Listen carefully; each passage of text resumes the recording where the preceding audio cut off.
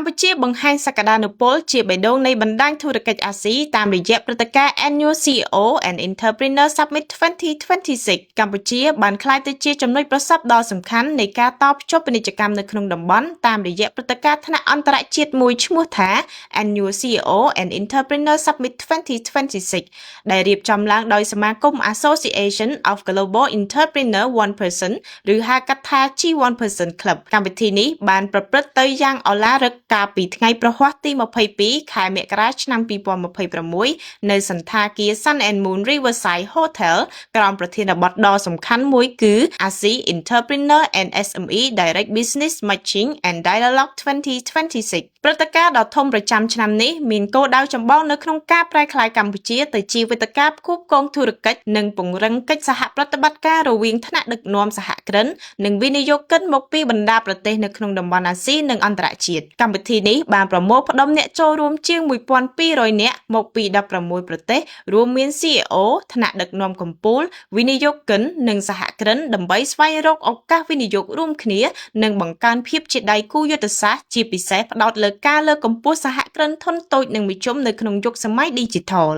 ពិធីបើកវេទិកាបានប្រព្រឹត្តទៅក្រោមអធិបតីភាពដ៏ខ្ពង់ខ្ពស់របស់ឯកឧត្តមហែមវណ្ឌីរដ្ឋមន្ត្រីក្រសួងឧស្សាហកម្មវិទ្យាសាស្ត្របច្ចេកវិទ្យានិងនវានុវត្តន៍ក្នុងឱកាសនោះឯកឧត្តមបានគូបញ្ជាក់ពីសក្តានុពលរបស់កម្ពុជាក្នុងនាមជាមជ្ឈមណ្ឌលផលិតកម្មនិងវិនិយោគដែលកំពុងរីកចម្រើនដោយសង្កត់ធ្ងន់លើការកសាងភាពធន់នឹងសេដ្ឋកិច្ចបៃតងនិងការផលិតដែលមានតម្លៃបន្ថែមខ្ពស់ដើម្បីឆ្លើយតបទៅនឹងការផ្លាស់ប្ដូរនៃខ្សែចង្វាក់ផ្គត់ផ្គង់នៅក្នុងតំបន់ដោយឡែកក្នុងពិធីបិទវេទិកាទទួលបានកិត្តិយសអញ្ជើញចូលរួមជាអធិបតីពីឯកឧត្តមព្រាបកុលរដ្ឋមន្ត្រីប្រតិភូមិអមនាយករដ្ឋមន្ត្រីដោយបានចូលរួមអបអរសាទរចំពោះភាពជោគជ័យនៃជំនួបសហគ្រិនប្រចាំឆ្នាំ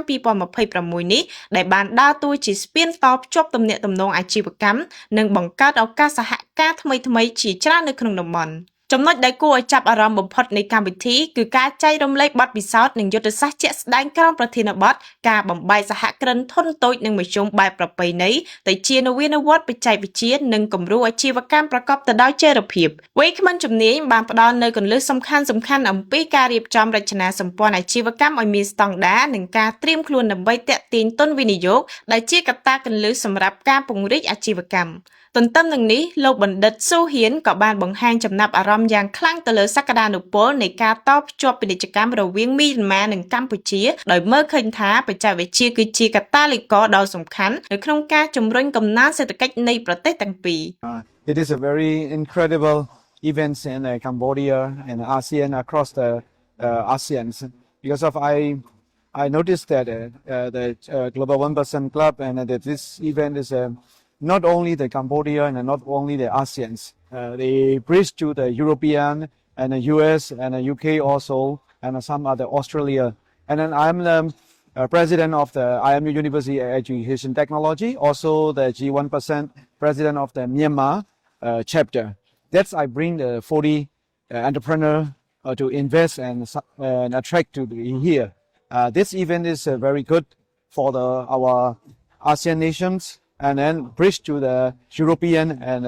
also across the global. ជាលទ្ធផលកម្មវិធី Annual CEO and Entrepreneur Summit